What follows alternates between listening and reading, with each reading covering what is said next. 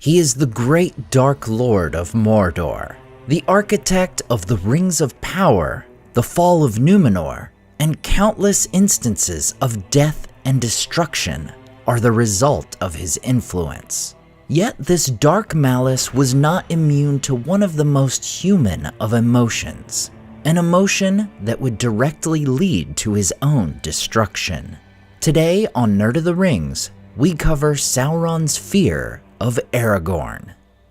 Ironically, Sauron and Morgoth, beings who we so often associate with inspiring such dread, were among the most fearful of beings themselves. For Sauron, we see him fear the destruction of his physical form when he is at the mercy of Huan the Hound, and subsequently, he fears the repercussions of this loss when he would return to his master. Later, he would fear the judgment of the Valar after Morgoth's defeat, leading him to flee and continue his evil ways in the far east of Middle-earth. But perhaps the most persistent and costliest fear Sauron would ever have is for the men of Númenor. To fully understand this fear, climactically embodied in the character of Aragorn, we must go back to the Second Age of Middle-earth. Sauron has successfully fooled the elves of Eregion into creating the Rings of Power, and after creating his one, the Ruling Ring, he begins his great war upon the elves of Eriador in 1693. He destroys Eregion, kills Celebrimbor, reclaims 16 rings, and lays waste to the entire region. Elrond is under siege at the newly founded Rivendell. Gil-galad is holding out in Lindon near the river Lune, and the dwarves of Khazad-dûm have retreated to their mountain halls. In short, Sauron now controls and releases wanton destruction upon the entire region. Devastation that would not be seen in this area for thousands of years. It is in this moment, when the elves' situation is most dire, that their allies of old would arrive, a great fleet of Númenor. These mighty men would turn the tide, driving Sauron back from the Lune, before dealing him a decisive defeat in the Battle of the Gwathlo in 1701. Having been preoccupied with his attempted corruption and destruction of the elves, Sauron is blindsided by the might of Númenor, and after forcing the Dark Lord to flee in disgrace with just a small bodyguard of soldiers, the Númenorians earn Sauron's hatred. This hatred would fester over the coming centuries, as Sauron continues his conquest in the south and east near his lands of Mordor. In defiance of the men of Númenor, he would proclaim himself King of Men and Lord of the Earth. By the year 3261, over 1500 years after their victory over Sauron, we find a Númenor well on their path to evil, and their king, Ar-Pharazôn, is enraged by Sauron's claims. Leading this great fleet, Pharazôn lands at the haven of Umbar, and so great was the splendor of their force that Sauron's armies flee before them, abandoning the Dark Lord, and his hatred of Númenor would grow. Sauron takes on his fair visage, humbling himself before Pharazôn. He is taken captive by the king, and over the coming 57 years, he would orchestrate his vengeance, leading to the destruction of the entire island of Númenor. Yet Sauron would be far from rid of this hated enemy. Indeed, their greatest deeds against him were yet to come, for Elendil and his sons Isildur and Anarion led survivors of the faithful, those Númenorians who remained loyal to the Valar and Eldar, to the lands of Middle-earth, where they established the kingdoms of Gondor and Arnor. Returning to Mordor and regaining his physical form, Sauron would continue to go after the Númenorians, attacking Gondor in 3429. This leads to the creation of the last alliance of elves and men, which takes the fight to Mordor, culminating in a direct conflict where Elendil and Gil-galad fight Sauron. While Sauron would kill both great kings, they would also throw down the Dark Lord himself. And in this moment, Isildur would take the hilt shard of Narsil and cut the ring from Sauron's hand. Once again, Númenor had thwarted him.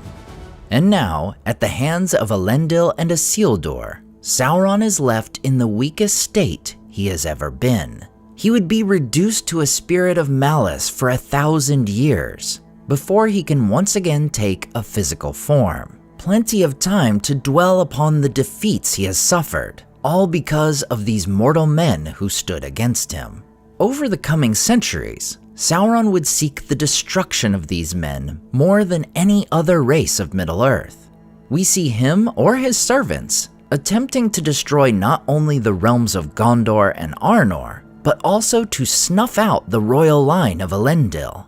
While this could be seen as mere vengeance for past defeats, there is little question that Sauron long harbored a fear for what the men of Númenor could achieve against him. In the south, the Witch King would succeed in destroying the line of Anarion, while the realm of Gondor would persevere. In the north, he would orchestrate the utter ruin of Arnor, while the line of Isildur would live on in secret, aiding the north as the Dunedain Rangers. And it's with all this history between Sauron and Númenor that we find the significance of Aragorn, when, to Sauron's dismay, he reveals himself on March 6, 3019. While Sauron no doubt had rumors and perhaps fears of the line of Elendil surviving, this moment is a direct confrontation and a culmination of all that had come before. Aragorn's revealing himself in the Palantir of Orthanc confirms to Sauron that the line of Elendil, who threw him down, and the line of Isildur, who took the ring, is alive and well. As Aragorn recounts, "To know that I lived and walked the earth was a blow to his heart, I deem, for he knew it not till now. The eyes in Orthanc did not see through the armor of Theoden, but Sauron has not forgotten Isildur and the sword of Elendil. Now in the very hour of his great designs the heir of Isildur and the sword are revealed, for I showed the blade reforged to him. He is not so mighty yet that he is above fear. Nay, doubt ever gnaws him." Indeed, doubt and fear would gnaw at Sauron, in part because of what had come before Aragorn's reveal. For when Pippin looked into the Palantir, that same Palantir Saruman had used to communicate with Sauron, the Dark Lord would assume that Saruman had found the halfling carrying the One Ring. When Aragorn uses this very same Palantir to reveal himself, the natural conclusion for Sauron is that the heir of Elendil has defeated Saruman and likely acquired the ring himself. As Aragorn points out, at the very hour of his great designs, the Dark Lord sees the return of Isildur's line, the return of the blade of Elendil. And this man, who succeeds in wresting control of the Palantir from him, likely now has his ring of power. Why would Sauron fear this? Well, I think I'll do a full-on theory video on this topic. But in short, I think Boromir's words to Frodo gives us a hint of what Aragorn could do. "The ring would give me power of command, how I would drive the hosts of Mordor, and all men would flock to my banner."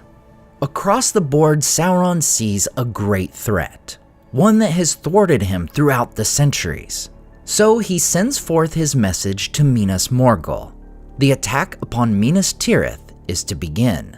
As we know, in this battle, Sauron would not only suffer a crushing defeat, but he would lose his chief lieutenant, the Witch King.